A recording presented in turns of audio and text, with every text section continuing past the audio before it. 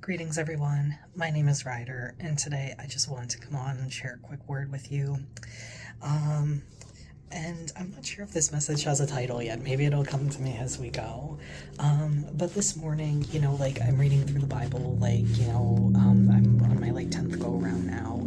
And I'm reading through the book of Numbers right now. And this morning, I read a couple chapters, and I came to this point in the Bible that talks about, the quail that the Lord provided for the Israelites when they were complaining that they didn't have any meat, and some of them were talking about all the food that they had in Egypt and they wanted to go back, even though God told them not to go back. Um, so I got to that story, and it's all in the book of Numbers, chapter 11. And this is one story that I never quite understood. I've read through it multiple times, and, other things in the book of Numbers, make sense, but this was one that I never understood. And the thing that I never understood is basically, why did God give them the quail and then, kill the people that ate the quail afterwards? It's why would you provide them meat and then kill them with a plague afterwards? I never understood that. So I just kind of went online and did a little bit of quick research, and I got some of the answers I was looking for, and it makes sense. It was just something that I had never thought about. So I wanted to just come on and talk about that today.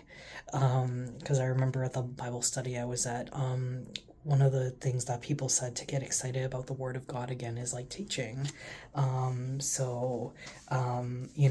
feel like I've been reading the Bible every day. I've read it cover to cover 9 times already. I've been reading it every day for over 3 years, and I haven't felt as excited about it. So I find that that tip that someone at my Bible study gave me, about teaching to get excited about the Word of God again helps. And I think it also helps solidify what I know. I'm not a Bible scholar or anything. I've never been to seminary. I work in mental health, but here we are. So yeah. So with this story, it's in the book of Numbers, and it kind of spans from chapter 11 verses 4 to 35, but there's some stuff in the middle that isn't as relevant to the story. It talks more about the burden that Moses was shouldering, taking care of all the people of Israel. So God told him, to call 70 elders of the people, and that he would put some of the spirit that was upon Moses upon them so that they could also shoulder the burden, and they prophesied and all of that. But starting with verses 4 to 9, it says, The rabble with them, the Israelites, the rabble with them began to crave other food, and again the Israelites started wailing and said, If only we had meat to eat. We remember the fish we ate in Egypt at no cost, also the cucumbers, melons, leeks, onions, and garlic. But now we have lost our appetite. We never see anything but this manna. The manna was like coriander seed and looked like resin. The people went around gathering it, and then ground it in a hand mill or crushed it in a mortar. They cooked it in a pot or made it into loaves, and it tasted like something made with olive oil. When the dew settled on the camp at night, the manna also came down. And then we're going to cut ahead.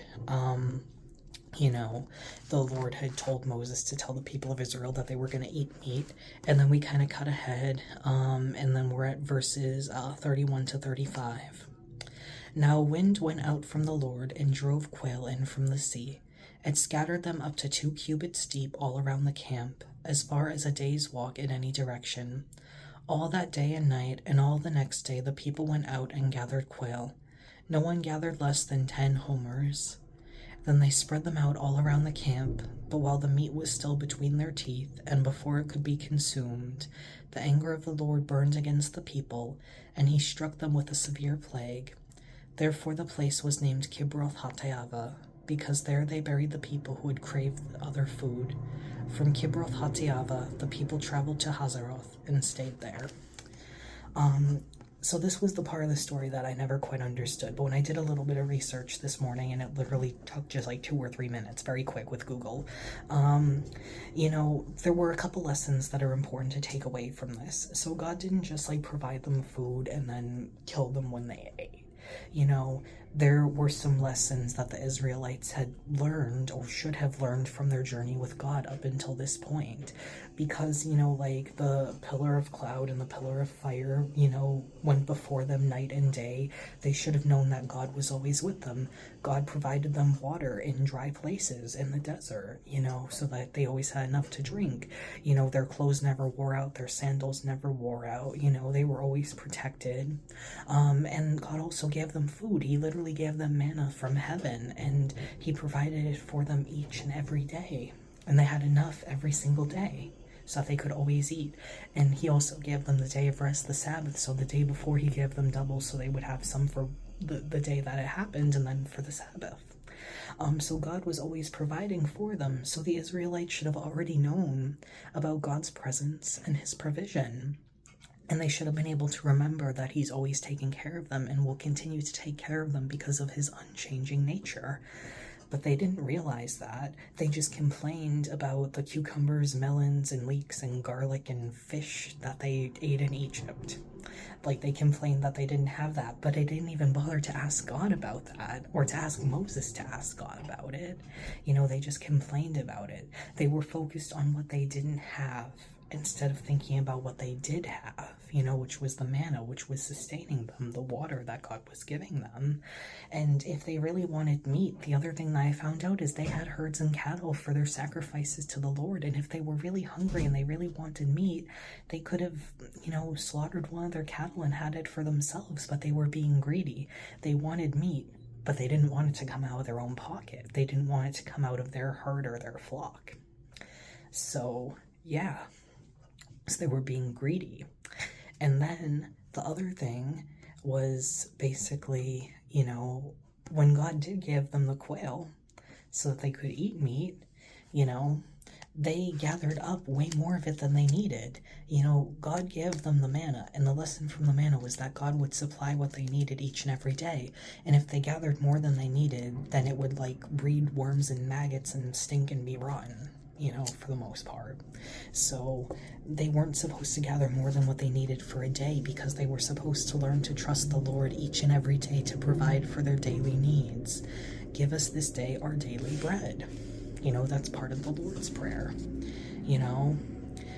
So they weren't meant to hoard and stockpile and store all of this stuff up. They were meant to trust that the Lord would provide for them each and every day, and He did, until they settled in the promised land, and then they could have their own fields, their own fruit, their own grain, all of that stuff.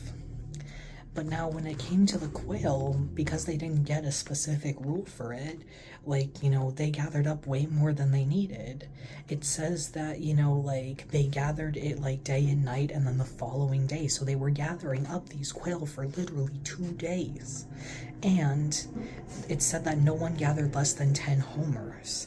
And in the Bible that I'm reading right now, it says that that is about 1 3/4 tons, or about 1.6 metric tons. Literally over 1.5 tons of quail. That is heavy. That is literally thousands and thousands of pounds of quail. How are you going to eat all that? What are you going to do with that? That's crazy. And the other thing is how are you going to travel with that? Because the herds and flocks, that they've been domesticated, they'll follow you, they'll carry your stuff, but what are you gonna do with all these quail? That's how are you gonna herd them? How are you gonna bring them with you? You have to remember, God was bringing them on a journey through the wilderness into the promised land.